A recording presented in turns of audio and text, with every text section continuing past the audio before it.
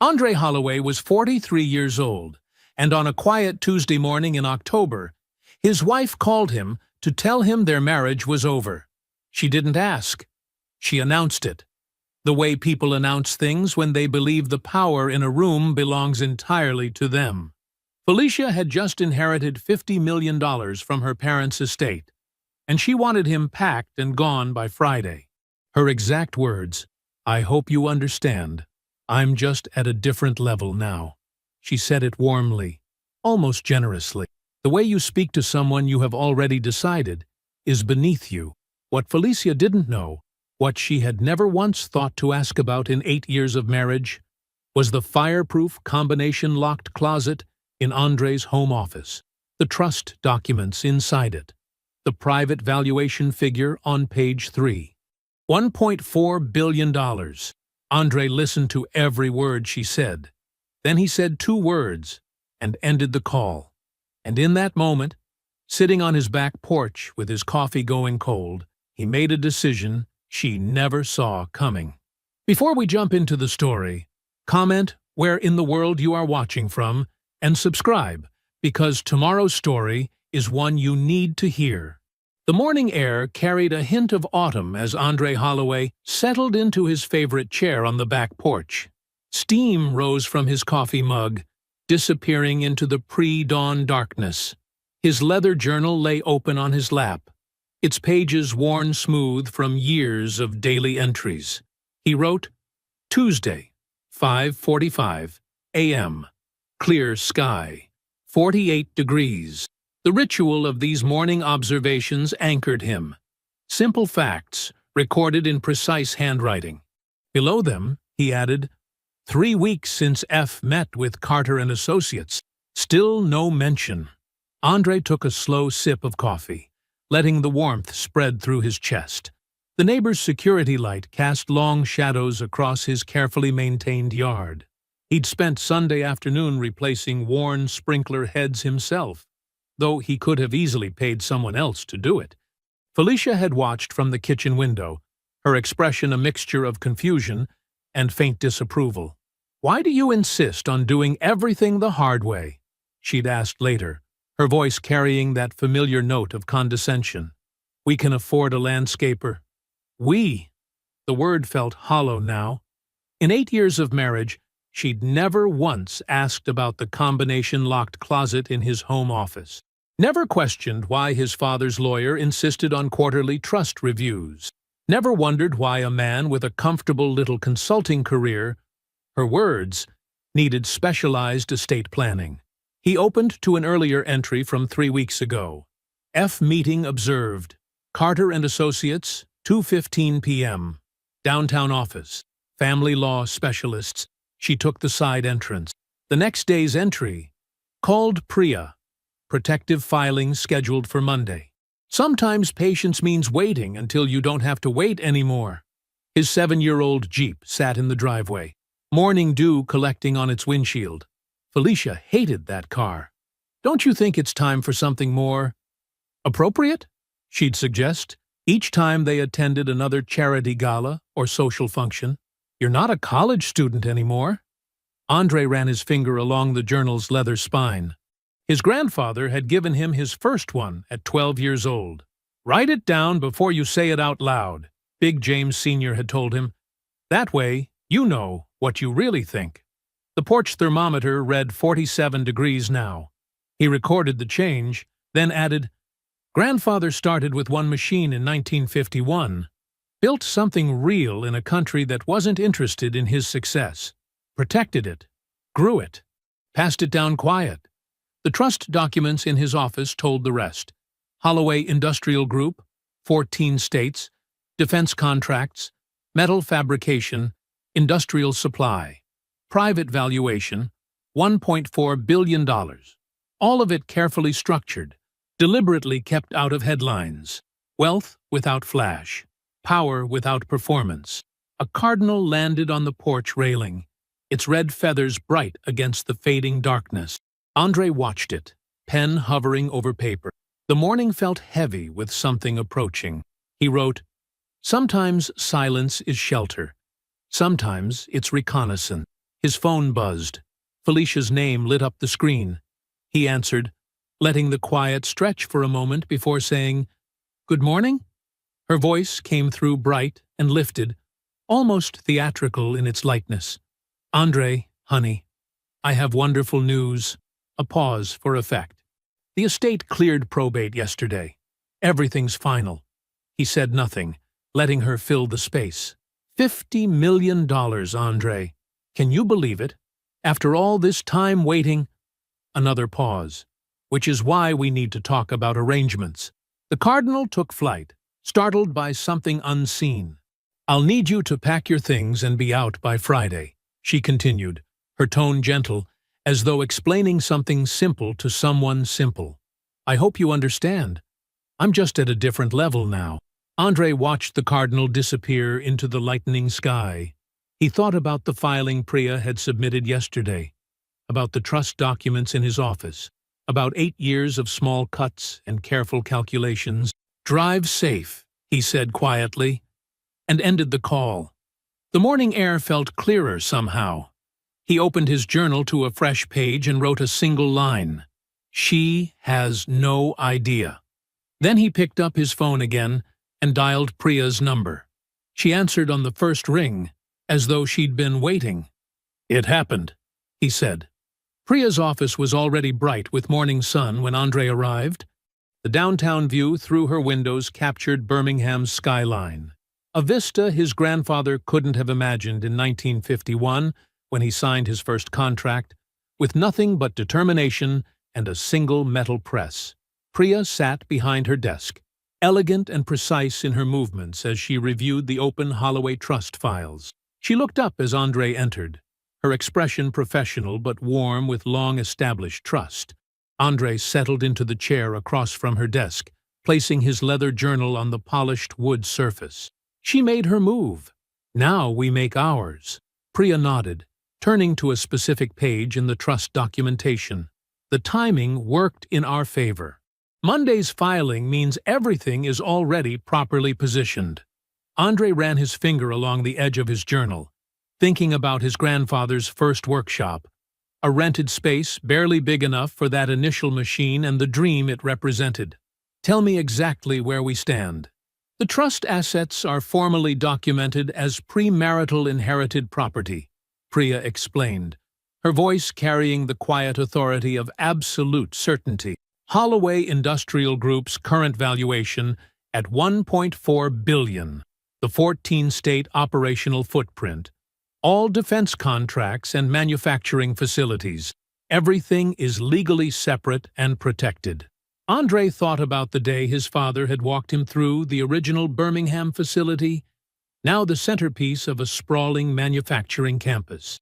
He'd been 12, the same age his grandfather was when he first learned to operate industrial equipment. "When your grandfather started in 51, Priya continued, he documented everything meticulously. Every contract, every expansion, every transition of ownership. Your father maintained that discipline. The trust structure is ironclad." Andre nodded, remembering his inheritance at 35. The weight of it, the responsibility. "And Felicia's attorney?" "We'll find no path to those assets," Priya said firmly. "The filing we submitted Monday ensures everything is properly classified." The timing of her call yesterday actually works to our advantage. It demonstrates she acted without knowledge of the trust's true value, confirming these were always maintained as separate assets. Andre thought about 8 years of carefully measured conversation. Felicia's dismissive comments about his modest career choices, the way she'd never asked deeper questions about his family's business, as though afraid the answers might disappoint her expectations. "I wanted someone who chose me," he said quietly, more to himself than to Priya. "Not the trust, not the name, just me." Priya's expression softened slightly. "I understand. But there's something else we need to discuss." She opened another folder on her desk. "The preliminary review I started 3 weeks ago. When you noticed her meeting with Carter and Associates, it surfaced some irregularities that require deeper investigation. She slid a financial summary across the desk. Andre studied the document, noting highlighted transfers from their joint household accounts spanning the past 24 months.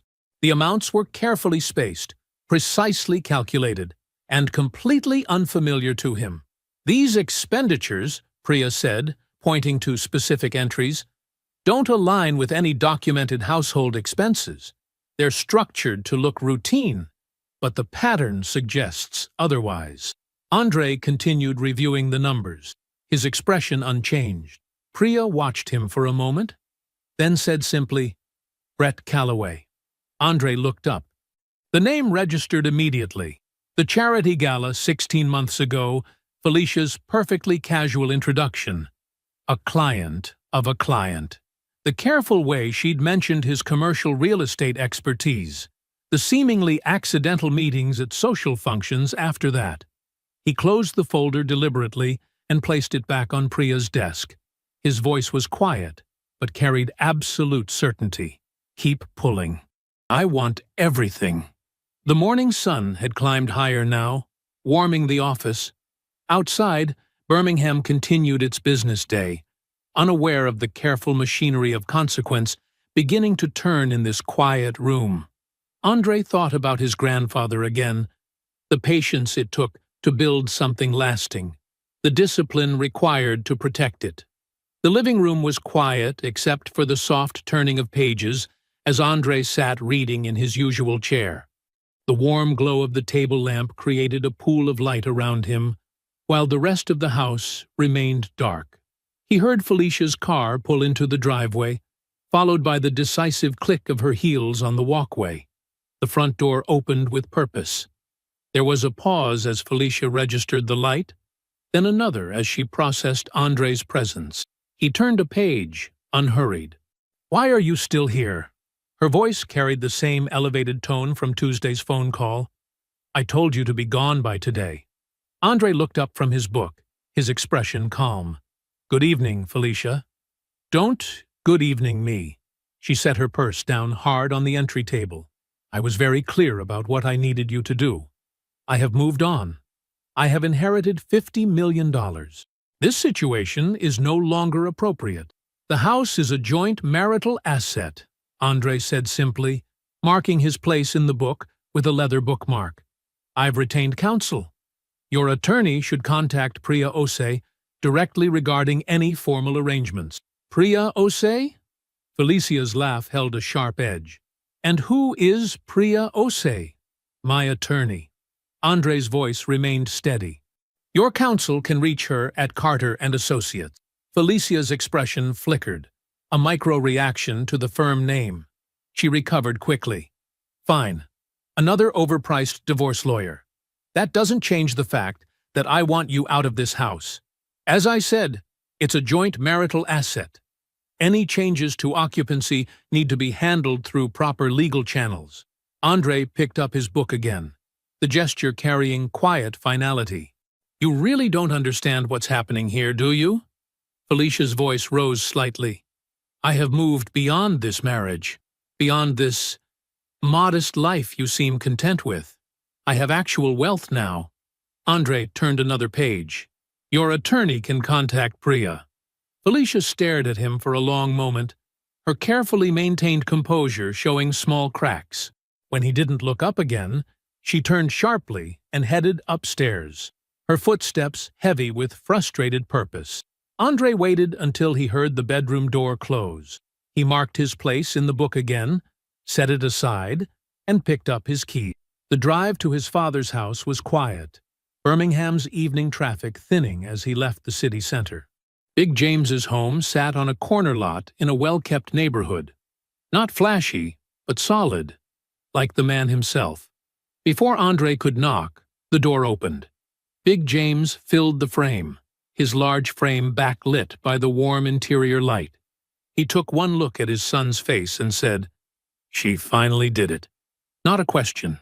Andre nodded once. "Come eat," Big James said simply, stepping aside to let his son enter. The kitchen smelled of cornbread and slow-cooked greens. They filled their plates in comfortable silence, settling at the worn kitchen table where Andre had done his homework as a boy. Halfway through the meal, Big James set down his fork. "There's something you need to know." He waited until Andre looked up. 18 months ago, right after her parents passed, Felicia came to see me. Andre's hand stilled over his plate. "She asked about the family business," Big James continued, very careful about her wording. "Wanted to know if you stood to inherit directly, or if everything was tied up in the company permanently." Andre set his fork down slowly. "I told her I wasn't sure." Big James's voice was steady.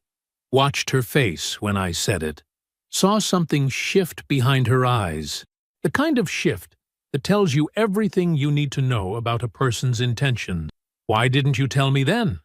Andre's question held no accusation, just quiet curiosity. "Because I had no proof. Just an old man's instinct." Big James picked up his fork again.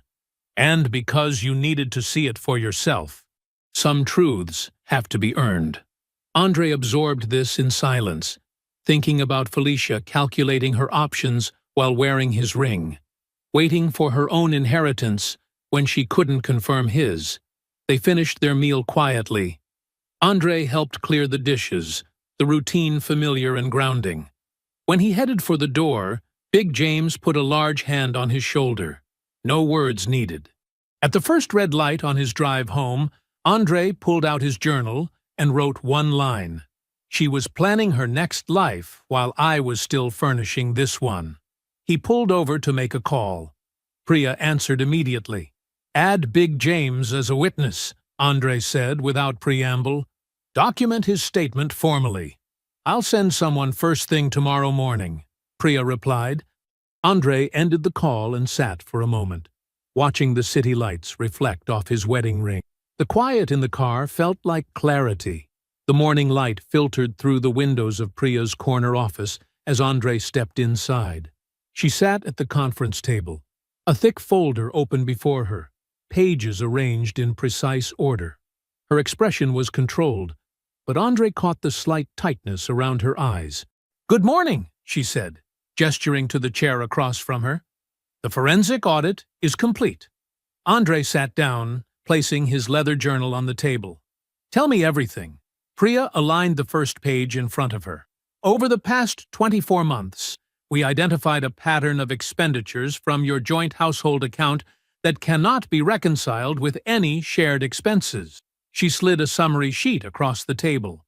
"Hotel charges at the Grand Bohemian, gift purchases from Tiffany's, first-class airline tickets to Miami and New York. On weekends, you were documented to be in Birmingham." Andre studied the statement dates, his expression unchanging. Each line item was highlighted in yellow, with corresponding dates and amounts. "The pattern is consistent," Priya continued.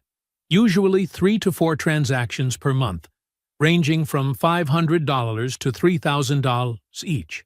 Total expenditure over the 2-year period, approximately $87,000 of joint marital funds." She pulled out another document, a calendar overlay matching the transactions against specific dates.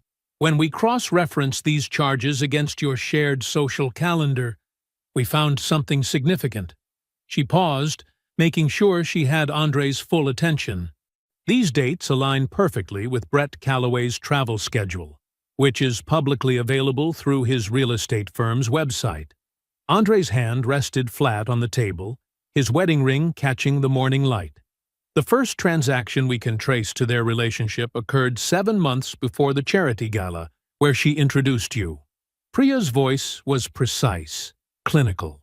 "That means when she brought him into your social circle, when she orchestrated that introduction, the relationship was already well established. She laid out more documents, credit card statements, hotel folios, gift receipts. She used your joint funds to finance the relationship while simultaneously integrating him into your shared life. The level of premeditation is," Priya chose her next word carefully, "significant." Andre absorbed this in silence, his eyes moving methodically over each piece of evidence. The room was quiet, except for the soft sound of papers being turned. Finally, he looked up. How well documented is it? Every transaction is verified.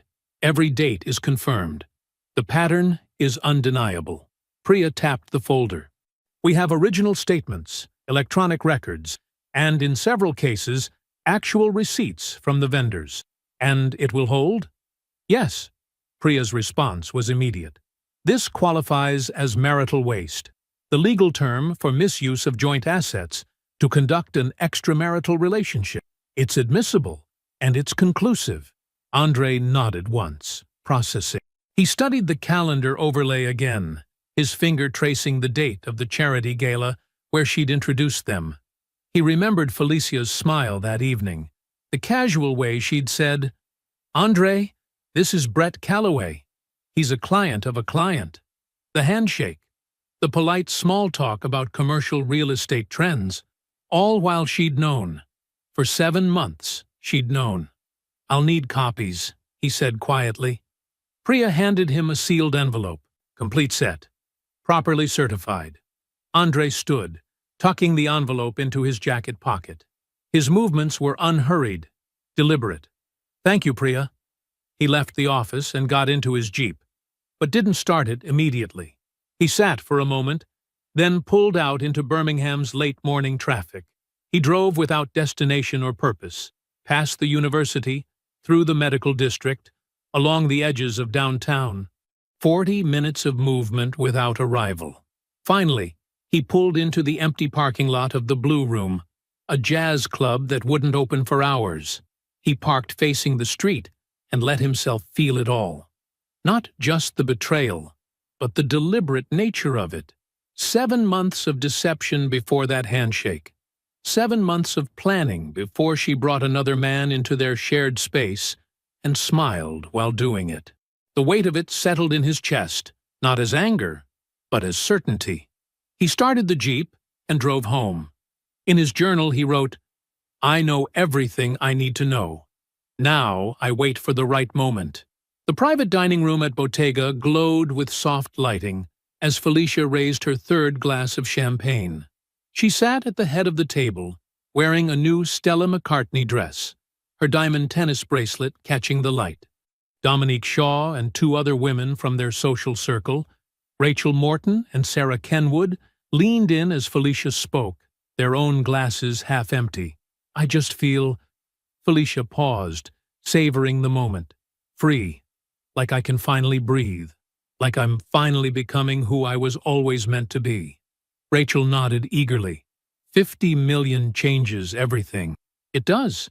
Felicia smiled, running her finger along the rim of her glass.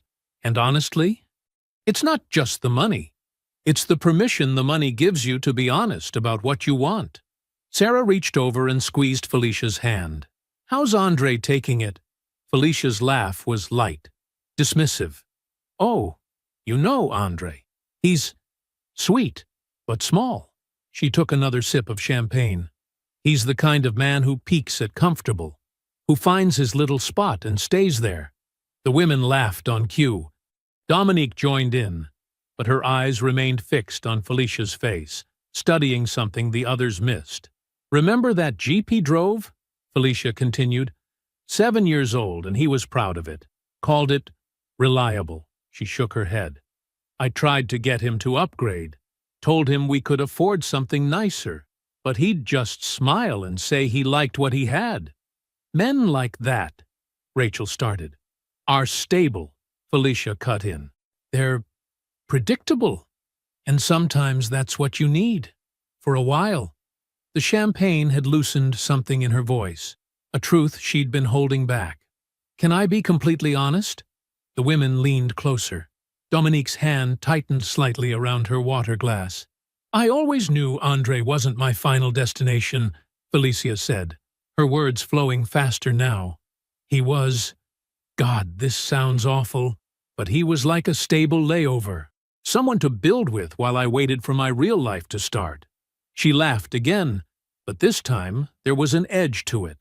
"I spent 8 years being so patient, playing the supportive wife, praising his little consulting projects, pretending his family's modest manufacturing business was something to be proud of. Rachel and Sarah exchanged glances, not disapproving, just slightly uncertain about the shift in tone. But now, Felicia raised her glass. Now it's my turn. Now I get to live the life I deserved all along. The other women raised their glasses automatically. Dominique lifted hers a fraction late, her smile not quite reaching her eyes. For the rest of the meal, she spoke only when directly addressed, watching Felicia hold court with growing certainty about something she had kept quiet for too long. When dinner ended, Rachel and Sarah hugged Felicia goodbye, their praise effusive. Dominique hung back, making an excuse about an early morning meeting. In the parking lot, she sat in her car, hands gripping the steering wheel, staring straight ahead. 11 years in estate and trust law. 6 months of knowing something about Felicia's parents' estate that she had buried under the weight of a 20-year friendship. The memory of document numbers, asset transfers, and Councilman Walter Banks's signature surfaced in her mind with the clarity of professional training. She had stayed quiet, out of loyalty, because that's what friends did. Because calling out fraudulent asset repositioning meant ending a friendship that stretched back to college. But tonight, watching Felicia dismiss 8 years of marriage like it was a strategic inconvenience, hearing her call a good man small while drinking champagne she'd bought with money that wasn't entirely clean, something inside Dominique shifted permanently. She pulled out her phone, found Andre's number, still saved from 3 years ago, before Felicia had systematically separated them with careful lies and manufactured conflicts. Her finger hovered over the screen for 5 seconds before pressing call. He answered on the third ring. "Dominique? I was at dinner with Felicia tonight," she said, her voice steady. "You need to know what she said, and you need to know what I know about the estate." A pause. Then Andre's voice, calm and clear. "Talk to me." Andre pulled his Jeep into an empty church parking lot, the engine ticking as it cooled in the evening air. Dominique's name on his phone screen brought back memories of dinners and game nights from 3 years ago, before Felicia had carefully engineered their separation, with scheduling conflicts and misunderstandings that now felt calculated rather than coincidental. He put the phone to his ear. "Dominique? I was at dinner with Felicia tonight," she said, her voice steady but tight. "You need to know what she said, and you need to know what I know about the estate. Talk to me." Andre settled back in his seat, preparing to listen. "We were at Bottega, private dining room, champagne, the whole show." Dominique's words came measured and precise. Rachel Morton and Sarah Kenwood were there. Felicia was celebrating, but it wasn't just celebration. It was something else. Andre said nothing, letting her continue. "She talked about you, Andre. Called you sweet but small. Said you were the kind of man who peaks at comfortable." Dominique's voice caught slightly, but that wasn't the worst part. "She told everyone at the table, that you were never her final destination. Those were her exact words. She called you a stable layover. Said she spent 8 years being strategically patient, playing the supportive wife, while she waited for her real life to start." Andre's hand tightened fractionally on the steering wheel, but his voice remained calm. "Go on." "She was drinking champagne, laughing about your Jeep, dismissing your consulting work as little projects, making jokes about your family's modest manufacturing business." Dominique paused. "I've known Felicia 20 years. I've never heard her be that nakedly contemptuous. It wasn't just the words, it was the pleasure she took in saying them." "And the estate?" Andre asked quietly. Dominique's inhale was audible through the phone. "This is the part I've been holding for 6 months. My firm, we handled portions of the estate administration. During final documentation review, I found something I should have reported then, but I convinced myself it wasn't my place." She continued. "Councilman Banks, Felicia's uncle, held power of attorney during her parents' final years. During estate finalization, He repositioned approximately $3 million in liquid assets before the final accounting. The moves were carefully structured to reduce the taxable estate and remove those funds from the formal distribution report. Andre sat perfectly still, absorbing every word. Felicia knew, Dominique said. She signed documents acknowledging the asset schedule. The $50 million she inherited? That's what was left after the repositioning. The whole thing is sitting on fraud, Andre. Not obvious fraud, it was done carefully, but fraud nonetheless. You have documentation? Andre asked. Yes, all of it. I kept copies when I first found it. Professional habit. I told myself it was just protection, but I think part of me knew this moment would come. Dominique's voice strengthened. I'm ready to make a formal statement. Whatever you need, whenever you need it. Tonight made it clear. This isn't about loyalty anymore. This is about right and wrong. Why now? Andre asked softly. Because watching her sit there tonight, drinking champagne and calling you small while sitting on money that isn't entirely clean. Dominique's voice hardened. I've spent 6 months trying to rationalize staying quiet. Tonight broke something. I'm done protecting someone who takes pleasure in diminishing good people. Andre nodded slowly, though she couldn't see it. Thank you, Dominique, for telling me, for being willing to stand behind it formally. It's what I should have done 6 months ago, she said simply. After ending the call, Andre sat in the dark car, letting the full weight of everything settle. The dinner revelations were painful, but not surprising.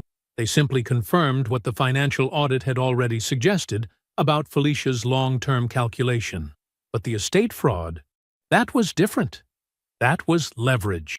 He picked up his phone again and called Priya. Pull the full estate filing, he said when she answered. Every document, and add Dominique Shaw as a cooperating witness. She's ready to give a formal statement. I'll have someone reach out to her tonight, Priya replied without hesitation. 1 week later, Andre stepped into Priya's office, the morning sun casting long shadows across her conference table. Spread before her was a carefully organized array of documents, legal filings, financial records, and witness statements, each in its own labeled folder. Take a seat, Priya said, gesturing to the chair across from her. We should go through everything systematically. Andre sat down, placing his leather journal on the edge of the table. Priya picked up the first folder, marked Holloway Trust. The trust protection filing is ironclad, she began, opening the folder to show him the key documents. We moved quickly enough that all assets are formally documented as premarital inherited property. The timing of our filing, before her call, makes it completely clean. She has no path to touch any of it. Andre nodded, his expression calm and attentive. Priya moved to the next folder. Marital assets are straightforward. The house equity will be split fairly. Joint accounts will be divided proportionally based on contribution. Nothing complicated there. She pulled out the forensic audit results next. The financial documentation of marital waste is comprehensive. Every transfer, every hotel booking, every gift purchase, it's all time-stamped and cross-referenced. The pattern with Brett Calloway is established beyond any reasonable doubt. Andre's jaw tightened slightly at the name, but he remained silent. Your father's witness statement about Felicia's inheritance inquiry is properly sworn and notarized, Priya continued, tapping another folder. It establishes clear premeditation. She was actively investigating your financial position while still in the marriage. She paused, then opened the thickest folder. And then there's this, Dominique's formal statement about the estate fraud, backed by complete documentation. Every paper Walter Banks signed, every asset transfer he executed, every document Felicia acknowledged.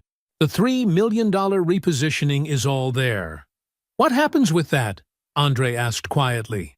I've already passed it through appropriate channels, Priya explained. It's no longer our filing to make, but it will surface automatically in Discovery when we formally request the estate documents. Banks won't be able to keep it quiet. His whole carefully built public image will start unraveling the moment those papers hit the court record. Andre absorbed this, his fingers absently tracing the edge of his journal. And Brett? His deposition is scheduled for next week. Based on preliminary contact, he'll cooperate fully. Men like that usually do when they realize they have no leverage. Priya's tone was matter-of-fact.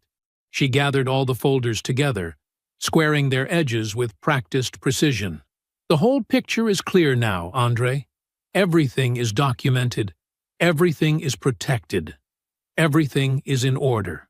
Andre studied her face for a long moment. Is there anything else she could use against me? Priya met his gaze directly. No. We've covered every angle. The trust is secure. The marital settlement is fair. The evidence of her actions is irrefutable. You're completely protected. Andre nodded slowly. Then we let it move. Are you sure you're ready? Priya asked. I've been ready since the morning she called, Andre replied. I just needed to know we had everything in place first. He stood, picking up his journal. Thank you, Priya, for all of this. It's my job, she said simply. But you're welcome. Andre drove straight to his father's house from Priya's office. Big James was already on the porch, as though he'd been expecting him.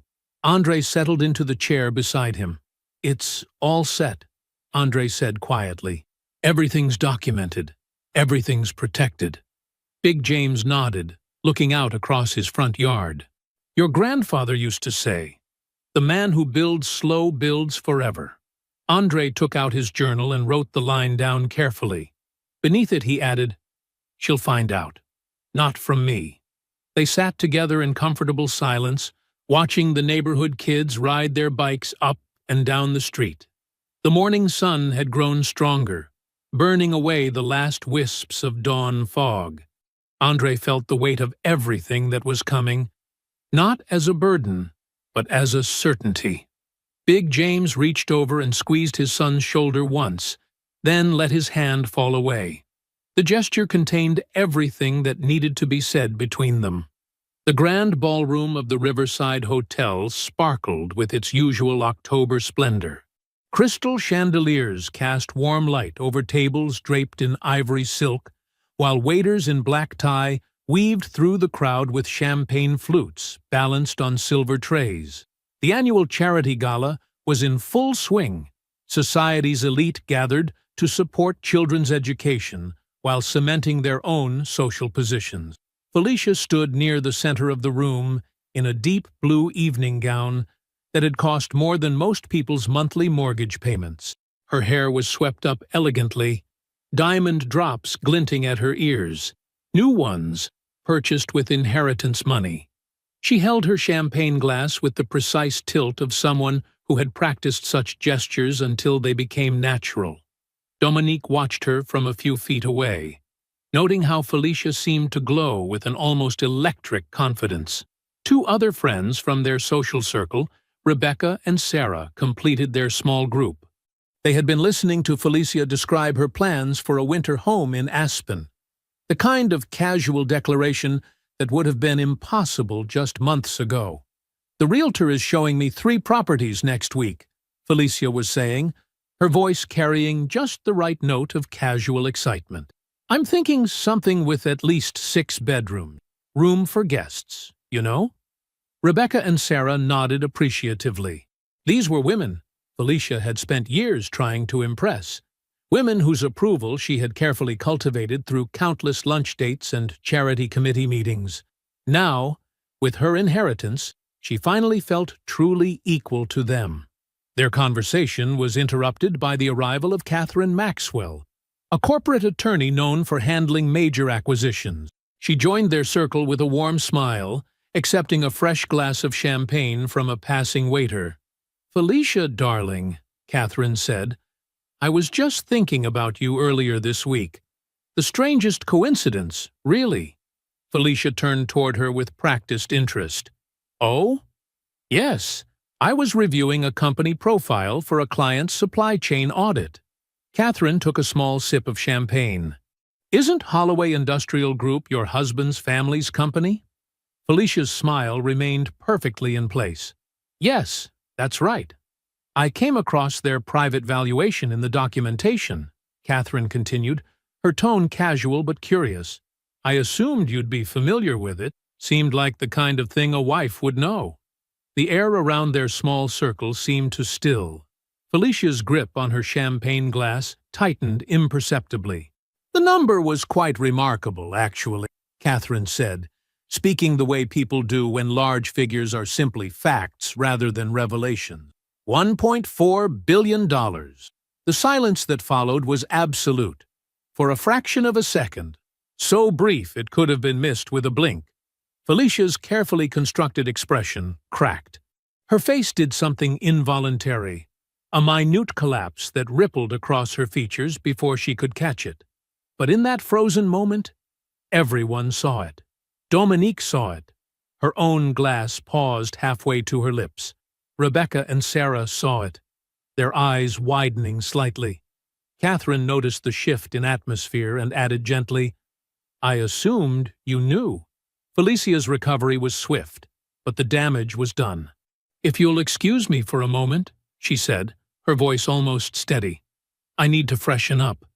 She moved through the crowd with measured steps, her spine straight, her chin high. But anyone watching closely enough could see her hands trembling slightly. In the opulent bathroom, Felicia gripped the marble counter, staring at herself in the gilt-framed mirror. The woman looking back at her wore a perfect dress and flawless makeup, but her eyes held the dawning horror of someone watching their entire narrative collapse. She did the math in her head, the numbers spinning like a cruel roulette wheel. $50 million. $1.4 billion. Her inheritance, the weapon she had wielded so confidently, the number that had made her feel powerful enough to discard 8 years of marriage with a phone call, was roughly 3.5% of what Andre had been quietly holding the entire time. The realization hit her with physical force. She was the layover. She had always been the layover. She just never knew whose. Her reflection stared back at her, beautiful and hollow, as the full weight of her miscalculations settled over her like a shroud. Every dismissive comment about Andre's modest lifestyle, every condescending remark about his little consulting career, every moment she had felt superior to his choices, all of it transformed in her mind, rearranging itself into a new and terrible pattern. She had been so proud of her strategic patience, so certain of her careful planning, but while she had been plotting her exit with what she thought was masterful precision, she had been living inside a much larger story without even knowing it existed. Felicia's heels clicked against concrete as she moved through the parking structure, not bothering to wait for the valet. Her hands shook as she fumbled with her car keys, missing the lock twice before managing to open the door. Inside her Mercedes, she sat perfectly still, hands gripping the steering wheel until her knuckles went white. $1.4 billion, she whispered to the empty car, the words hanging in the air like smoke. $1.4 billion. She said it again, louder this time, as if repetition might somehow make it make sense. The number bounced off the leather interior, mocking her. Her $50 million, the inheritance that had made her feel invincible enough to end her marriage with a phone call, suddenly felt like pocket change. 8 years of memories crashed through her mind, each one transforming into something unrecognizable in the harsh light of this new reality. The Jeep she had teased Andre about, suggesting he should treat himself to something more appropriate for a man his age. The house she had always found slightly embarrassing when hosting her friends, with its practical furniture and modest square footage. The consulting work she had labeled his little career at countless dinner parties, speaking about it with the kind of patronizing affection reserved for harmless hobbies.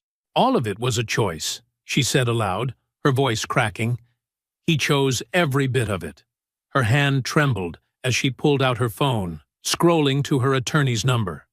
Janet answered on the third ring. I need to know if we can pause the proceedings, Felicia said, without preamble, her words rushing out. Or reverse them completely. Is there a way to withdraw? A careful pause on the other end. Felicia, Andre filed first. Any pause or withdrawal would require his cooperation. And given the current trajectory. But if we reconciled, Felicia cut in, her voice tight, what would I be entitled to then? Under Alabama law, if we stayed married, Felicia, Janet's voice was gentle but firm. That's not a legal question. The line went quiet. Felicia ended the call without saying goodbye. Her fingers moved automatically to her uncle's number. Walter would know what to do. He always knew what to do. But the call went straight to voicemail. Her stomach clenched. Walter always answered her calls. Almost desperately now, she dialed Dominique. Her oldest friend picked up immediately. I think you should go home, Dominique said quietly, before Felicia could speak. Something in Dominique's voice made Felicia's breath catch. A careful, measured quality she had never heard before. The realization crept in slowly, like ice water down her spine. Dominique wasn't surprised by what had happened tonight. The knowledge had been there in her eyes at dinner last week, in her silence when Felicia had called Andre a layover.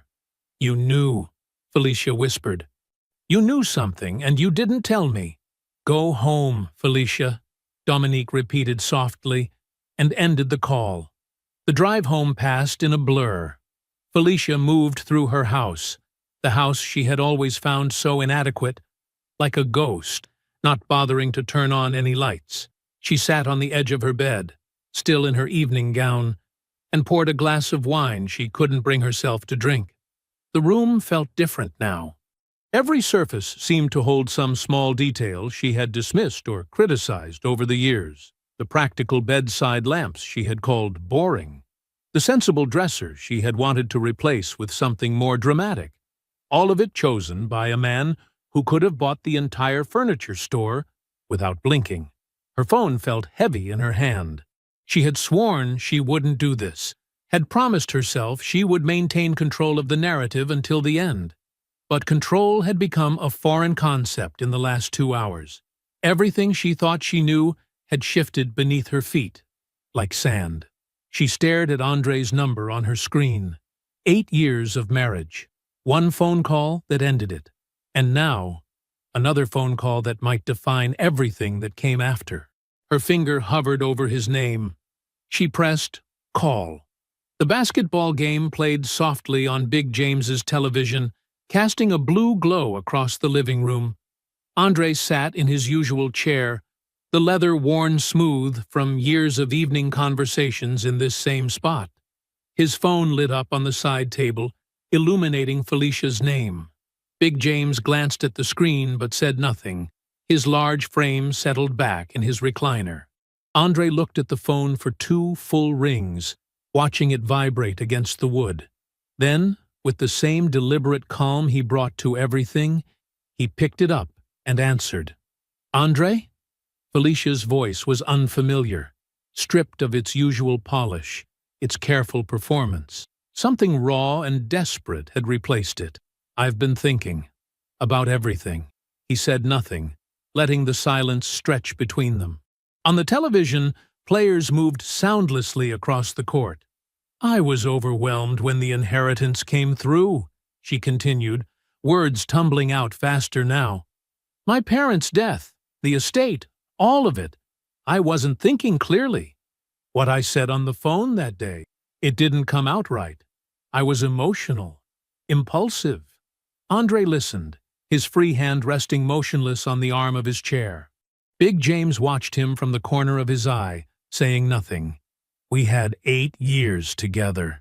Felicia's voice softened, reaching for something intimate. That means something. I miss you. I miss us. There's something here worth saving, isn't there? We could start over. Do it right this time. She paused, waiting for a response. When none came, she pressed on, her tone shifting subtly toward strategy. We could talk about what this looks like going forward. Make arrangements that work for both of us. Find a way through this together." The words hung in the air. Not quite an apology, not quite a reconciliation, a negotiation. Andre waited until he was certain she had finished. When he spoke, his voice was calm, measured, entirely free of anger. "Felicia," he said quietly, "I heard everything you just said, and I need you to hear me now." He paused, letting the weight settle. "Priya filed 9 days ago. The trust documentation has been submitted. The process is moving, and it is not stopping." "Andre, please." 18 months ago," he continued steadily, "you went to my father and asked about my inheritance potential. You audited me while wearing my ring. I know about Brett Calloway. Every hotel room, every gift, every dollar you moved from our accounts to finance something you started 7 months before you introduced us at that gala." The sharp intake of breath on the other end told him everything. "I know about the estate fraud," he said. "I know your Uncle Walter repositioned $3 million before the final accounting. I know you signed those documents knowing what they contained. I know when you started planning your exit. I know all of it, Felicia. I've known for a while." The silence on the line was absolute. "I want you to be okay," he said softly. "I genuinely do. But I am done. You told me to pack my things and get out. You said you were at a different level. I want you to know. I heard you. I just didn't tell you what level I was on." He could hear her breathing, unsteady and shallow. "Drive safe, Felicia." He ended the call and set the phone face down on the side table. The game continued playing quietly, players moving through their familiar patterns. "Was that her?" Big James asked, without looking away from the screen. "Yeah." Big James nodded once and reached for the remote, turning the volume up slightly. Neither man spoke again. They didn't need to. I hope you enjoyed that one. Be sure to like the video and subscribe so you don't miss the next story. I've picked out 2 more for you that I think you'll really like.